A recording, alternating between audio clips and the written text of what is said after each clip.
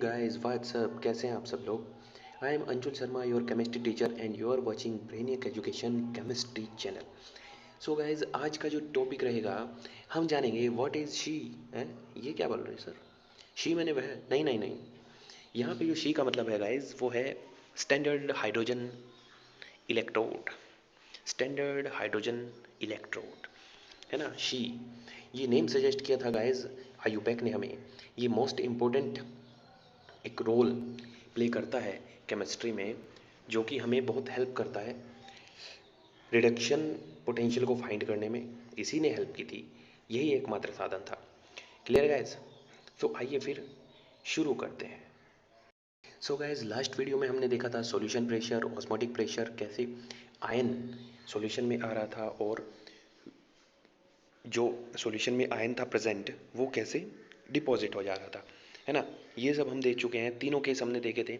अगर solution pressure ज़्यादा होगा तो क्या होगा, सॉल्यूशन प्रेशर कम होगा, ऑस्मोटिक प्रेशर ज़्यादा होगा तब क्या होगा, और अगर दोनों बराबर होंगे तब क्या होंगे।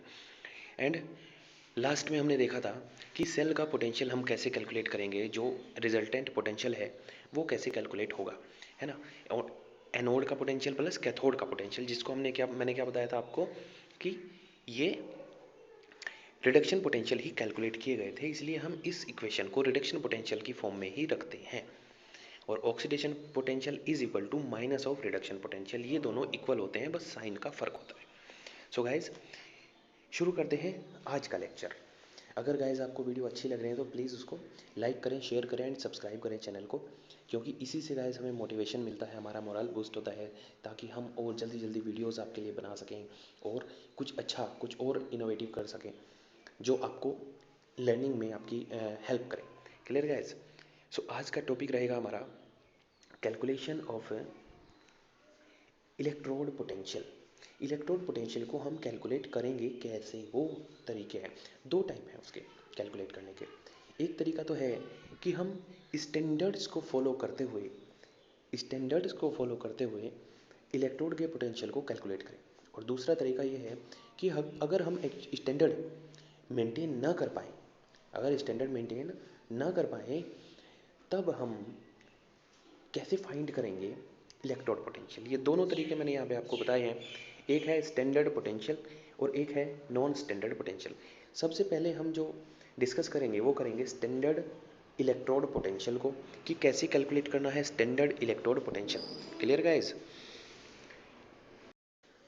सो गाइज, पहला पॉइंट है इसमें, it may be defined as the electrode potential of an electrode determined relative to standard hydrogen electrode under standard conditions. Standard condition को फॉलो करते हुए इलेक्ट्रोड के पोटेंशियल को कैलकुलेट करना। और वो स्टैंडर्ड कंडीशंस कौन कौन सी हैं, ये देखिए। यहाँ पे 3 स्टैंडर्ड कंडीशन होना ज़रूरी है। जब भी न्यूमेरिकल आप करेंगे तो इन कंडीशंस पे भी आप ध्यान देंगे कि ये कंडीशन है कि नहीं है ना। कंसंट्रेशन 1 कैपिटल M, 1 मोलर का सॉल्यूशन आपको प्रोवाइड होना चाहिए, तो वो स्टैंडर्ड रेंज में है। टेम्परेचर होना चाहिए 298 kelvin, 298 kelvin means 25 degree Celsius. और प्रेशर होना चाहिए 1 एटमॉस्फेरिक प्रेशर। Clear guys? इसमें से आपको सबसे ज़्यादा जो मिलने वाला है वो मिलने वाला है हर एक क्वेश्चन में, चाहे वो स्टैंडर्ड कंडीशन हो चाहे वो नॉन स्टैंडर्ड कंडीशन हो, आपको मिलेगा वहाँ पे 298 केल्विन टेम्परेचर, 99.99%, है ना। एक तो चलो क्लियर हुआ, बाकी दो को हम देख लेंगे। कंसंट्रेशन गिवन होगी, प्रेशर भी गिवन होगा। नहीं गिवन है तो 1 ATM प्रेशर ऑटोमेटिकली मान लिया जाएगा। नॉन स्टैंडर्ड कंडीशन में क्या है, रिडक्शन पोटेंशियल कैलकुलेट करेंगे कब, जब स्टैंडर्ड कंडीशन ना हो, या तो सॉल्यूशन की जो मोलरता है, मोलरिटी है, वो 1 कैपिटल M ना हो, कुछ और हो, 0.1 हो, 0.2 हो, 2 हो, 3 हो, है ना। टेम्परेचर 298 से अलग हो कुछ, या फिर प्रेशर 1 बार या 1 ATM से कुछ अलग, 2 हो या 1.5 हो, 0.5 हो। Clear guys? 1 ATM या फिर 760 mm ऑफ Hg या 76 सेंटीमीटर ऑफ Hg, 1 बार या 1 ATM, ये सारी एक ही चीज़ है गाइज, इनमें कोई चेंज नहीं है। क्लियर? इस चीज़ को ध्यान रखना। अब ये ज़रूरी नहीं कि ये तीनों ही अलग अलग हों। सपोज करो टेम्परेचर 298 केल्विन है, प्रेशर 1 बार है और कंसंट्रेशन 1 कैपिटल एम नहीं है, तो नॉन स्टैंडर्ड कंडीशन है। कोई एक भी अगर स्टैंडर्ड को फॉलो नहीं कर रहा तो वो कंडीशन हो जाएगी non standard condition. Clear guys? In this case we have to use Nernst equation या नर्स्ट इक्वेशन, जो भी आप प्रोनाउंस करते हो। नर्नेस्ट इक्वेशन को हम यहाँ पे कैलकुलेट करेंगे। नर्स्ट इक्वेशन से हम कैलकुलेट करेंगे reduction electrode potential. Clear guys? अब आते हैं स्टैंडर्ड वाले पे। The calculated reduction potential is called standard reduction potential, ESRP। ई जो है रिजल्टेंट हमारा सेल का पोटेंशियल है या स्टैंडर्ड रिडक्शन पोटेंशियल है हाफ सेल का, है ना। ESRP हाफ सेल का है। So guys SRP standard reduction potential, इस SRP की जगह पे अगर ERP और ऊपर नोट जीरो सा लगा रखो ना, तो उसको भी हम क्या मानेंगे, हमेशा आपको नोट लगा हुआ मिलेगा। E0 इस टाइप से लिखा हुआ मिलेगा। E0 इस टाइप से आपको लिखा हुआ मिलेगा। इसका मतलब है कि स्टैंडर्ड रिडक्शन पोटेंशियल है वहाँ पे। Absolute calculation of reduction potential is not possible. Relative calculation he possible थी, एब्सोल्यूट पॉसिबल नहीं थी कि किसी भी मेटल का मैं इंडिविजुअली कैलकुलेट कर पाऊँ कि इसका रिडक्शन पोटेंशियल कितना है। Clear guys? और ये सजेशन किसका था? आयुपेक का। आयुपेक ने बोला कि आप standard hydrogen electrode means standard condition पर हाइड्रोजन का इलेक्ट्रोड, गैसियस इलेक्ट्रोड होता है ये, गैस का इलेक्ट्रोड, इसका जो रिडक्शन पोटेंशियल है IUPAC ने बोला कि इसका रिडक्शन पोटेंशियल आप 0 मान लो और इसके रेस्पेक्ट में बाकी सबका रिडक्शन पोटेंशियल आप कैलकुलेट करो। Clear guys? इसको हमने लेफ्ट साइड में लगाना था और बाकी जिसका भी कैलकुलेट करना है उसको हमें राइट साइड में लगाना है हाफ सेल में। ठीक है, रिडक्शन हाफ सेल बनानी है उसकी, इसका 0 मान लेंगे। सो जो हमें रिजल्टेंट रिडक्शन पोटेंशियल EMF मिल रहा है वो किसका होगा? शी का तो 0 है। सो बगल में जो मेटल लगा है, मेटल का इलेक्ट्रोड लगा है, हाफ सेल लगी है, उसी का वो वहाँ पे इलेक्ट्रॉन मिल जाएगा। सो ऐसे ही सबके रिडक्शन पोटेंशियल कैलकुलेट किए गए। जो भी आप लिस्ट में रिडक्शन पोटेंशियल देखते हो वो सबके इसी टाइप से कैलकुलेट किए गए हैं। अब रिलेटिव कैलकुलेशन ही पॉसिबल है। अब देखते हैं कि शी है क्या, है ना। Construction of she, what is she? अभी तक तो हमने शी मीन्स वह पढ़ा था, है ना, इन केस ऑफ फीमेल। लेकिन अब हम केमिस्ट्री में पढ़ रहे हैं शी को हाइड्रोजन का इलेक्ट्रोड। सो आज से आप शी को क्या बोलेंगे? स्टैंडर्ड कंडीशन पर हाइड्रोजन का electrode. Clear guys? It is a gaseous electrode, hydrogen gas is used in this.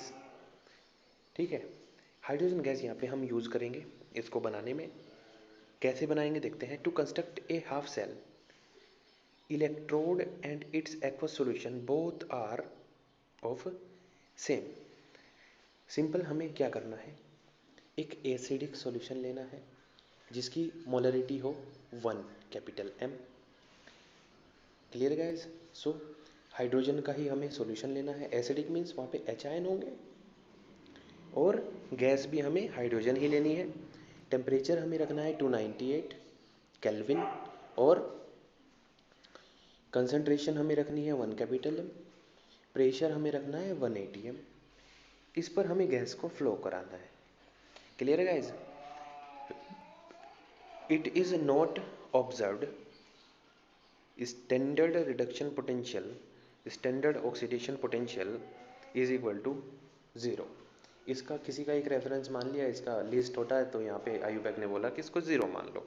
अब हमें क्या करना है, इसकी कंस्ट्रक्शन देख लेते हैं एक बार।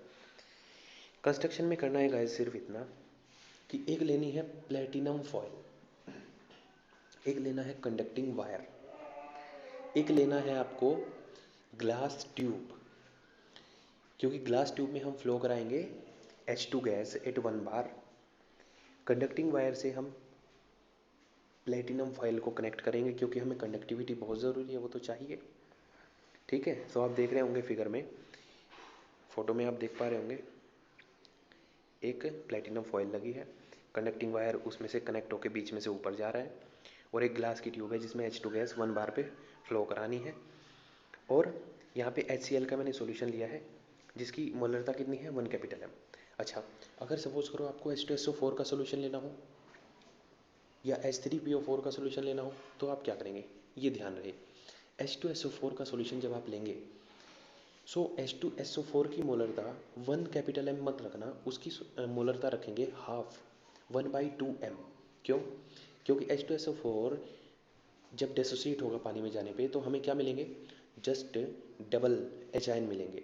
सो अगर मैंने 1 कैपिटल एम H2SO4 सॉल्यूशन लिया सो एच आयन की जो कंसनट्रेशन हो जाएगी वो हो जाएगी 2।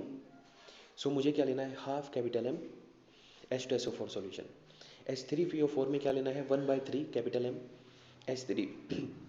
H3PO4 solution. मुझे एच आयन की कंसनट्रेशन 1 कैपिटल एम रखनी है। सो गाइज ये मोस्ट इंपॉर्टेंट पॉइंट है, ये ज़रूर याद रखना। कई बार ट्विस्ट करके क्वेश्चन को पूछ लिया जाता है, सो आप गलत आंसर करके चले आते हैं। Clear guys? जोश जोश में एकदम 1 कैपिटल एम पे टिक कर दिया और वहाँ पे लेना था हाफ कैपिटल एम या 1/3 कैपिटल एम। Clear guys? तो इस चीज़ को ध्यान रखना। So this is the construction of SHE, ऐसे बनाई जाती है SHE. Clear guys? Standard hydrogen electrode. और अब हम कैलकुलेट करेंगे reduction potential. Clear guys? So आज की वीडियो फिनिश करते हैं यहीं पे। नेक्स्ट वीडियो में हम इसकी वर्किंग पे फोकस करेंगे कि वर्क कैसे करता है और कैलकुलेशन कैसे होगी। Clear guys? सो गाइज मिलते हैं नेक्स्ट वीडियो में कुछ नए पॉइंट्स के साथ, कुछ नए फैक्ट्स के साथ।